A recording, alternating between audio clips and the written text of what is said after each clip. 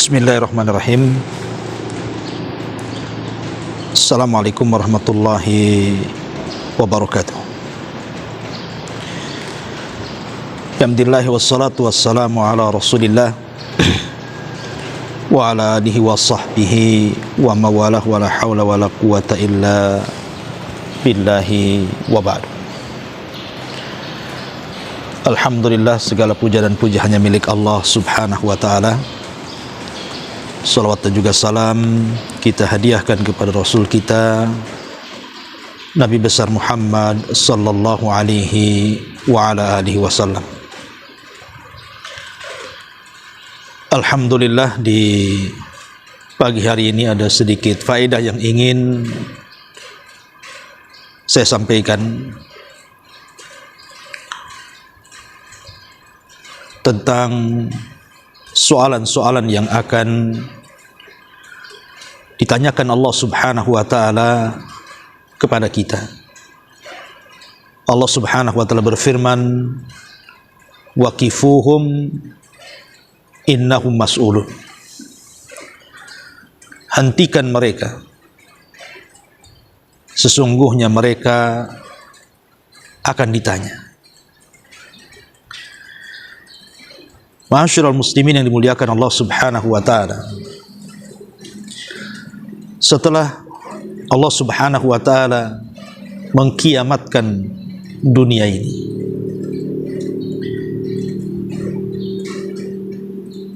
maka manusia akan dibangkitkan oleh Allah subhanahu wa ta'ala setelah kematian mereka. Sebagaimana Nabi SAW bersabda, yuhsyarun nas yaumal qiyamah khufatan uratan ghurlan wa fi riwayatin buhman. Manusia akan dibangkitkan pada hari kiamat kembali tidak menggunakan sandal, kembali tidak dikhitan, dan tidak ada pakaian di badan, serta tidak membawa harta sedikit pun. Manusia akan dikumpulkan di sebuah padang yang sangat luas yang disebut dengan padang mahsyar. Disitulah Allah subhanahu wa ta'ala katakan, waqifuhum innahum mas'ulun. Hentikan mereka, karena mereka akan ditanya di hadapan Allah subhanahu wa ta'ala. Inilah yang membuat kekhawatiran kita.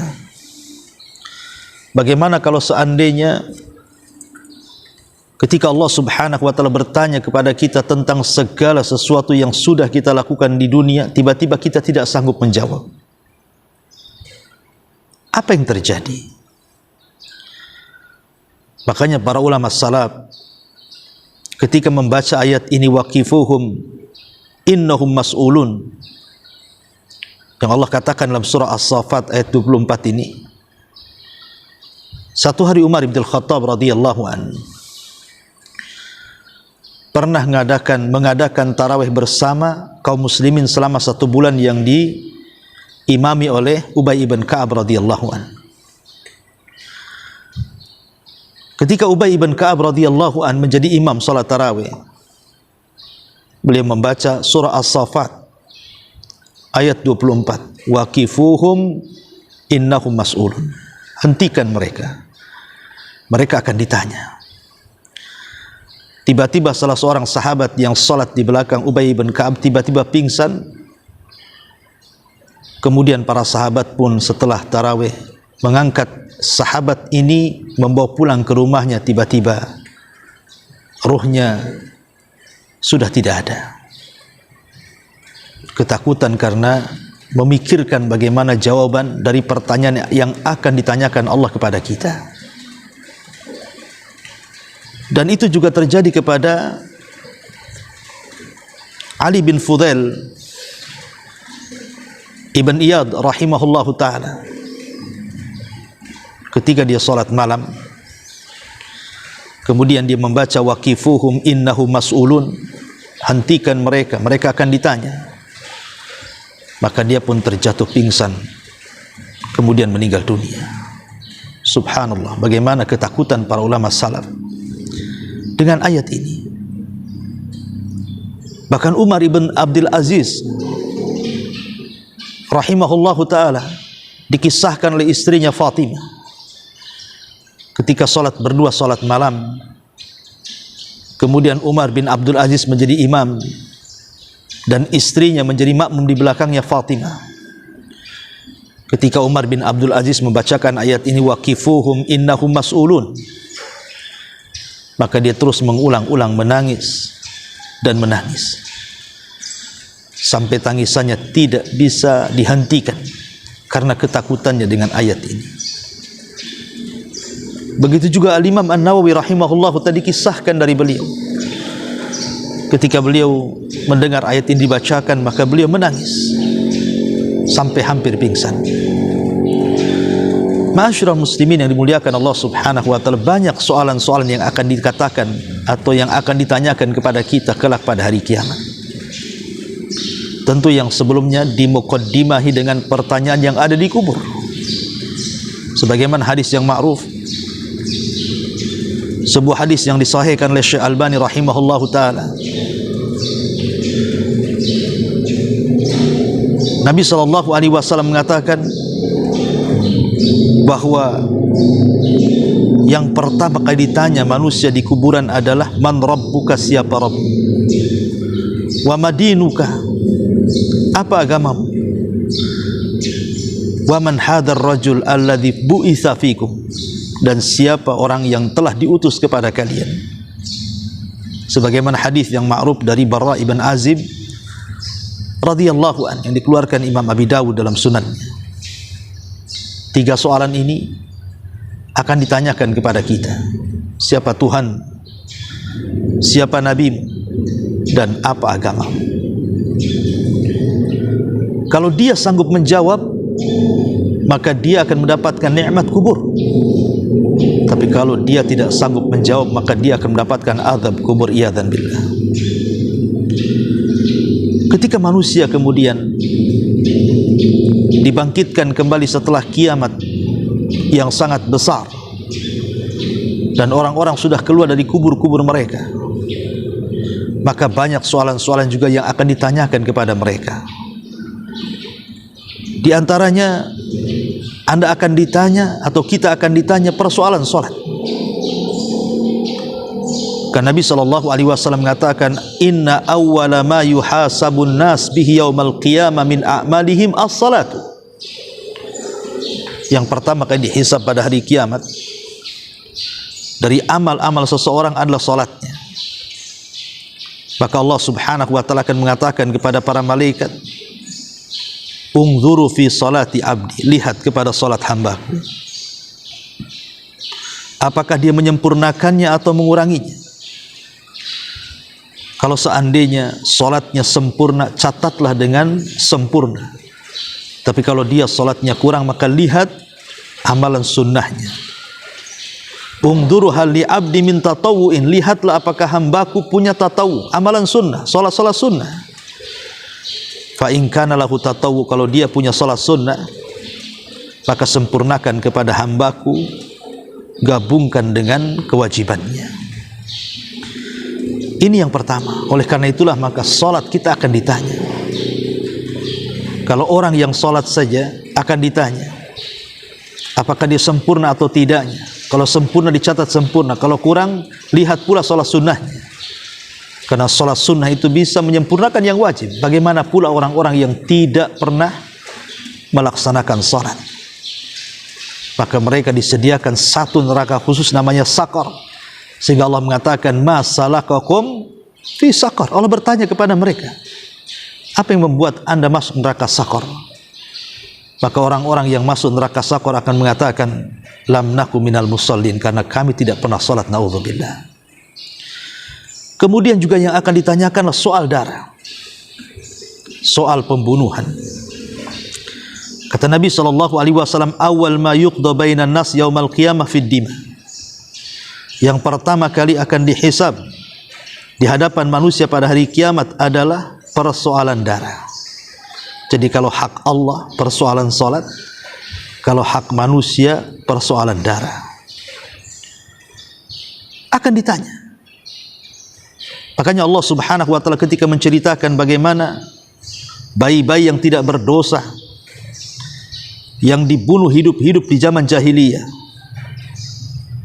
bayi-bayi wanita yang tidak berdosa, Allah mengatakan wal mau'udatu su'ilat bi ayyi dzambin qutilat.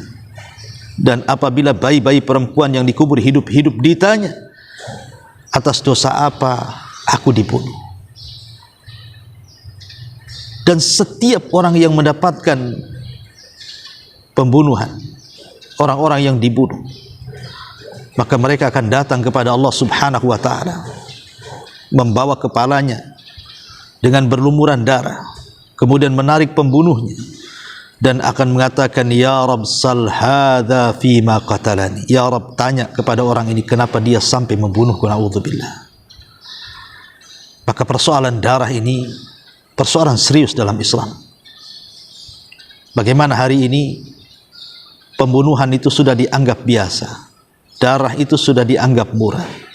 Terkadang orang yang membunuh tidak tahu kenapa dia bisa membunuh. Kenapa kemudian orang yang dibunuh pun bingung kenapa dia bisa dibunuh. Na'udzubillah. Terkadang persoalan remeh pun terjadi pembunuhan. Bahkan yang lebih parah, anak membunuh orang tuanya, orang tua membunuh anaknya, saudara membunuh saudaranya hanya gara-gara waris, teman membunuh temannya hanya gara-gara hutang piutang, dan begitu seterusnya. Seolah-olah darah itu sudah tidak ada nilainya. Na'udzubillah tsumma na'udzubillah. Apalagi kalau sudah masuk dalam peperangan. Terkadang jiwa-jiwa manusia yang tidak bersalah harus tertumpahkan di situ. Tapi ingat, semua akan ditanya di hadapan Allah Subhanahu wa taala. Kemudian juga yang akan ditanyakan adalah persoalan umur. Umur kita akan ditanya. Masa muda kita akan ditanya. Termasuk harta kita akan ditanya. Termasuk ilmu yang sudah kita miliki, sudahkah kita amalkan pun akan ditanya. Dan ini terangkum dalam sebuah hadis dari Abdullah bin Mas'ud radhiyallahu anhu. Dari Nabi sallallahu alaihi wasallam, la tazulu qadama 'abdin hatta yus'al an arba'. Tidak bergeser kaki anak Adam sampai ditanya 4 perkara. Kata Nabi sallallahu alaihi wasallam, an umrihi fi ma afna, wa an shababihi fi ma abla, wa an malihi min aina iktasabahu wa fi ma anfaqahu, wa madza amila fi ma amila, wa madza amila fi ma alima. Kata Nabi sallallahu alaihi wasallam, pertama umurnya, kemana umur anda habiskan. Yang kedua masa mudanya, kemana masa muda anda lampiaskan. Yang ketiga hartanya, dari mana kau dapat, kemana kau belanjakan. Yang keempat, ilmu, sudahkah kau amalkan. Subhanallah, betapa banyak hari ini kita sia-siakan usia kita. Waktu berlalu begitu saja. Ada di antara manusia yang menghabiskan untuk tertawa kakak setiap hari dari pagi sampai malam. Besoknya tertawa lagi dari pagi sampai malam. Ada orang menangis dari pagi sampai malam. Ada orang yang menghabiskan waktunya hanya untuk bermain ke sana kemari. Semua akan ditanya. Tapi ada sebagian manusia yang mereka menghabiskan waktu-waktunya untuk beribadah kepada Allah Azza wa Jalla.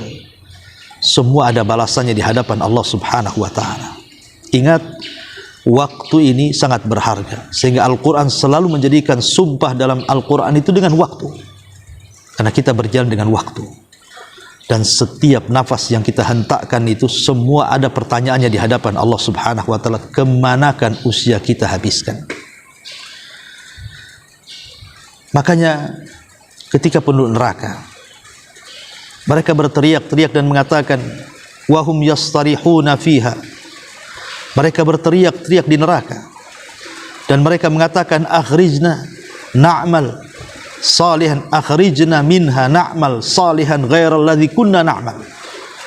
Ya Allah, keluarkan kami. Kami berjanji akan beramal. Kalau kami dikeluarkan ke dunia, kami akan beramal kembali yang dulu pernah kami tinggalkan dari amalan-amalan itu. Tapi Allah Subhanahu wa ta'ala katakan apa? Awalam nu'ammirkum ma yatadzakkaru fihi man tadzakkar. Bukankah dulu kami sudah berikan usia panjang kepadamu? Kemanakan usia itu? Maka ini akan ditanya. Termasuk masa muda. Karena masa muda ini menentukan masa tua. Kalau orang sudah diberikan taufik di masa muda, insya Allah dia akan diberikan taufik di masa tua. Kalau dia tidak diberikan taufik di masa muda, terkadang susah untuk mendapatkan taufik di masa tua. Walaupun tak jarang ada juga yang akhirnya Allah berikan kesadaran setelah dia tua. Tapi ingat, Nabi SAW mengatakan bahwa al-a'mal bi khawatimiha, amal itu ditentukan akhirnya, tapi akhir itu juga terkadang ditentukan awal dan tengahnya. Ma'asyiral muslimin yang dimuliakan Allah Subhanahu wa ta'ala, termasuk juga harta. Dari mana kau dapat, kemana kau belanjakan? Ada orang yang mencari harta dengan cara halal, tapi dibelanjakan ke yang haram. Maka dia selamat dari pertanyaan yang pertama, tapi tidak selamat dari pertanyaan yang kedua. Dari mana kau dapat, dia selamat. Kemana kau belanjakan, dia tidak akan selamat. Ada juga orang yang mencari harta dengan cara haram, tapi dibelanjakan kepada yang halal. Boleh jadi pertanyaan yang pertama Anda tidak akan selamat, tapi pertanyaan yang kedua akan Anda selamat. Tapi ada yang dua-duanya tidak selamat. Ada orang yang mencari harta dengan cara haram, dibelanjakan pun kepada yang haram. Maka Anda tidak akan selamat dari dua soalan, dari mana dan kemana. Tentu yang paling selamat adalah yang keempat. Dia mencari dengan cara halal dan dibelanjakan ke yang halal. Dan yang terakhir soal ilmu, sudahkah kita amalkan? Ma'asyiral muslimin yang dimuliakan Allah Subhanahu wa ta'ala, termasuk yang akan ditanya adalah kita akan ditanya soal Nabi, soal utusan. Sebagaimana Allah mengatakan dalam surah Al-Qasas ayat 65, "Madza ajabtumul mursalin?" Apa yang sudah kalian ijabah, penuhi dari panggilan para utusan itu? Karena Allah Subhanahu wa ta'ala juga mengatakan dalam surah Al-A'raf ayat 6-nya, "Fala nas'alannal ladzina ursila ilaihim wa la nas'alannal mursalin." Dan kami akan tanya kepada orang-orang yang diutus kepada mereka, dan kami juga akan bertanya kepada para utusannya. Kita akan ditanya. Ketika Nabi SAW diutus kepada kita, sudahkah kita melakukan sunnah-sunnahnya, menjalankan perintah-perintahnya, menjauhi larangan-larangannya, tidak berbuat bid'ah, dan begitu seterusnya. Kita akan ditanya. Sebagaimana para rasul juga akan ditanya apakah sudah menyampaikan risalahnya atau tidak. Sebagaimana Nuh alaihi salatu wassalam ketika dihadapkan dengan umatnya, Allah mengatakan, "Ya Nuh, sudahkah kau sampaikan risalahmu kepada umatmu?" Maka Nuh mengatakan, "Sudah." Siapa saksimu? Muhammad dan umatnya. Dari sini Allah Subhanahu wa ta'ala menjadikan bahwa Rasul dan umatnya akan menjadi saksi pada hari kiamat bagi umat-umat sebelumnya. Maka kita akan ditanya tentang kesetiaan kita kepada Nabi SAW, tentang kecintaan kita kepada Nabi SAW. Sudahkah kita membenarkan setiap berita yang dihabarkan kepada kita dari Nabi SAW? Sudahkah kita mengamalkan apapun yang diperintah Nabi SAW? Sudahkah kita menjauhi apa yang dilarang Nabi SAW? Sudahkah kita melakukan amalan yang sesuai dengan syariat Nabi SAW? Semua akan ditanya. Termasuk juga akan ditanya persoalan nikmat. Persoalan nikmat akan ditanya.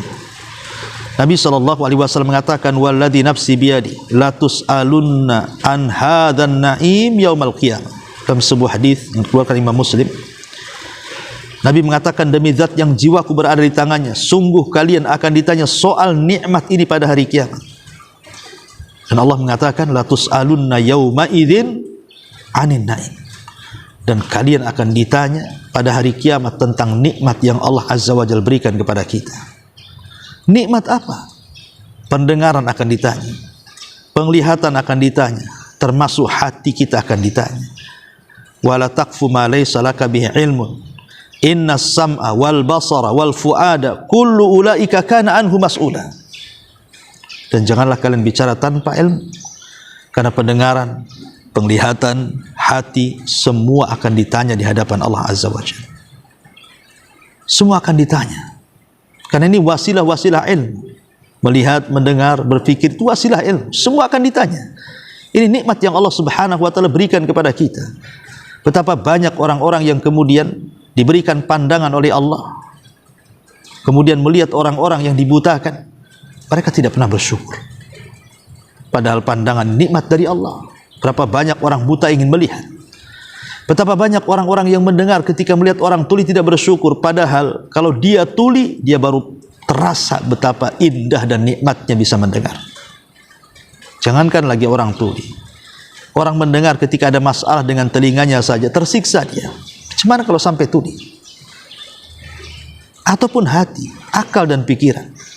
Ini semua akan ditanya di hadapan Allah Azza wa Jalla. Maka gunakanlah mata kita kepada yang baik, yang halal, telinga kita dan pikiran kita, supaya kita selamat dari pertanyaan-pertanyaan itu. Ma'asyiral muslimin yang dimuliakan Allah Subhanahu wa taala, termasuk juga kita akan ditanya ketika kita diam saat melihat kemungkaran. Nabi sallallahu alaihi wasallam mengatakan, "Innallaha la yas'alul 'abda yaumal qiyamah hatta yaqul ma mana'aka idza ra'aital munkar an tunkirahu." Kata Nabi sallallahu alaihi wasallam, Allah Subhanahu wa taala akan memanggil hambanya pada hari kiamat dan mengatakan, apa yang mencegahmu untuk diam dari kemungkaran? Ingat, man ra'a minkum munkaran falyughayyir bi yadihi, fa illam tastati fa bi lisani, fa illam tastati fa bi qalbi, wa dzalika adaful iman. Kalau kalian melihat kemungkaran, cegah dengan tangan, kekuasaan kalau mampu. Tidak sanggup dengan lisan, kalau tidak sanggup dengan hati, minimalnya ada kemungkaran yang kita ingkari. Jangan kemudian depan kita ada kemungkaran, kita diam saja. Anda selaku pemimpin melihat kemungkaran rakyatnya, cegah. Anda selaku pemimpin keluarga melihat kemungkaran dalam keluarganya, cegah. Dan begitu seterusnya. Betapa banyak orang-orang tua kita, kepala-kepala rumah tangga, yang membiarkan istrinya di atas kemungkaran, membuka aurat dibiarkan, menggibah tetangganya dibiarkan, anaknya tidak pakai jilbab dibiarkan, keluarganya melakukan maksiat dibiarkan. Dayus Anda akan ditanya di hadapan Allah Subhanahu wa taala. Ma'asyiral muslimin yang dimuliakan Allah Azza wa Jalla. Dan juga kita akan ditanya soal keimanan dan kekufuran. Allah Subhanahu wa taala berfirman di dalam surah An-Nahl ayat 60-56. Apa kata Allah? Allah Subhanahu wa taala mengatakan, wa yaj'aluna lima la ya'lamuna nasiban mimma razaqnahum tallahi la tus'alunna amma kuntum taftarun. Dan mereka menyediakan sebagian dari rizki yang telah kami berikan kepada mereka untuk berhala-berhala yang mereka tidak mengetahui. Demi Allah, kamu pasti akan ditanya tentang apa yang telah kamu ada-adakan. Ingat orang-orang yang menyekutukan Allah Azza wa Jalla, yang memalingkan ibadah kepada selain Allah, yang menyembah kuburan, menyembah tempat-tempat yang dikeramatkan, menyediakan sesajen kepada mereka, menyediakan kepala-kepala binatang kemudian dilemparkan untuk mereka. Mereka akan ditanya di hadapan Allah Subhanahu wa taala. Bahkan mereka juga ditanya soal malaikat. Allah mengatakan, wa ja'alul malaikata alladziina hum ibadur rahman inathan asyahidu khalqahum sanaktubu syahadatuhum wa yus'alun. Allah mengatakan, wa ja'alul malaikata alladziina hum ibadur rahman, dan mereka menjadikan malaikat-malaikat yang merupakan hamba-hamba Allah yang maha pengasih, inathan, sebagai perempuan. Asyahidu khalqahum, apakah mereka menyaksikan saat menciptakan malaikat itu? Satuktabu syahadatuhum, syahadat mereka, persaksian mereka akan ditanya. Wa yus'alun, akan dicatat dan akan ditanya. Orang-orang yang menjadikan para malaikat sebagai sesembahan selain daripada Allah Subhanahu wa taala, mereka akan ditanya. Yang mengatakan malaikat adalah musuh kami, seperti ucapan orang-orang Yahudi, menganggap Jibril itu musuh mereka, atau orang-orang musyrik yang menjadikan malaikat-malaikat itu perempuan-perempuan Allah. Semua akan ditanya, termasuk juga persoalan amanah. Sebagaimana Allah mengatakan, wala taqrabu malal yatim illa billati hiya ahsan hatta yablugha asyuddah wa aufu bil ahdi innal ahda kana mas'ula. Dan janganlah kalian mendekati harta anak yatim kecuali dengan cara yang lebih baik. Maksudnya bermanfaat sampai di dewasa, dan penuhilah janji-janji amanah, karena amanah itu pasti akan dipertanggungjawabkan dan akan ditanya di hadapan Allah Subhanahu wa taala. Amanah akan ditanya. Amanah-amanah itu akan ditanya. Termasuk juga hak-hak baik yang berkaitan dengan para pemimpin, yang berkaitan dengan kepala rumah tangga, istri-istri, hak-hak bertetangga, dan hak-hak yang lainnya juga akan ditanya. Nabi SAW mengatakan, kullukum ra'in wa kullukum mas'ul an ra'iyati, fal imamu ra'in wa huwa mas'ulun an ra'iyati, wa rajul fi ahli ra'in wa huwa mas'ulun an ra'iyati, wal mar'atu fi baiti zawjiha ra'iyatun wa hiya mas'ulatun an ra'iyatiha, wal khadim fi mali sayyidihi ra'in wa huwa mas'ulun an ra'iyati, fa kullukum ra'in wa kullukum mas'ulun an ra'iyati. Kalian akan ditanya, kalian pemimpin dan kalian akan ditanya. Maka seorang imam akan ditanya tentang kepemimpinannya. Para rumah tangga akan ditanya tentang rumah tangganya. Seorang ibu akan ditanya tentang rumahnya. Seorang pembantu akan ditanya tentang bagaimana dia membantu orang lainnya. Dan kalian pemimpin dan kalian akan ditanya. Jadi semua akan ditanya. Hak pemimpin, hak orang tua, hak anak, hak tetangga, hak tamu, bahkan para pekerja yang Anda zalimi, dan hak-hak secara umum kaum muslimin, semua akan ditanya di hadapan Allah Subhanahu wa taala. Dan itu bagian daripada amanah. Semua akan ditanya di hadapan Allah Subhanahu wa taala. Bahkan semua amalan yang tampak, yang tersembunyi, yang diucap dalam hati, yang diucap dalam lisan, yang diamalkan baik sembunyi-sembunyi, yang diamalkan baik terang-terangan, gerakan-gerakan kita, isyarat-isyarat kita, kemudian tingkah laku kita, akhlak kita, semua akan ditanya di hadapan Allah Subhanahu wa taala. Wala tus'alunna amma kuntum ta'malun. Sungguh kalian akan ditanya apa yang kalian kerjakan. Dan Allah mengatakan, fa wa rabbika lanas'alannahum ajmain amma kanu ya'malun. Dan sungguh kami akan bertanya kepada mereka semuanya terhadap apa yang mereka sudah lakukan di dunia. Semua akan ditanya. Ma'asyiral muslimin yang dimuliakan Allah Azza wa Jalla, kalau sudah tahu kita akan ditanya, lalu apa yang akan kita persiapkan dari jawaban-jawaban itu? Apa yang akan kita siapkan dari jawaban-jawaban yang kelak akan datang? Pertanyaan-pertanyaan itu langsung dari Allah Subhanahu wa taala kepada kita. Maka berusahalah kita terus memperbaiki diri kita, baik lisan kita, pandangan kita, pendengaran kita, pikiran kita, hati kita, akidah kita, ibadah kita, muamalah kita, akhlak kita. Teruslah perbaiki supaya kita bisa lepas dari pertanyaan-pertanyaan Allah Subhanahu wa taala. Karena jawaban itu menentukan keselamatan dan tidaknya kita pada hari kiamat. Inilah dari 18 poin yang akan ditanyakan oleh Allah Subhanahu wa taala kepada kita pada hari kiamat. Mudah-mudahan ada manfaatnya. Subhanakallah bihamdika asyhadu an la ilaha illa anta astaghfiruka wa atubu ilaik. Allahu ta'ala alam. Assalamualaikum warahmatullahi wabarakatuh.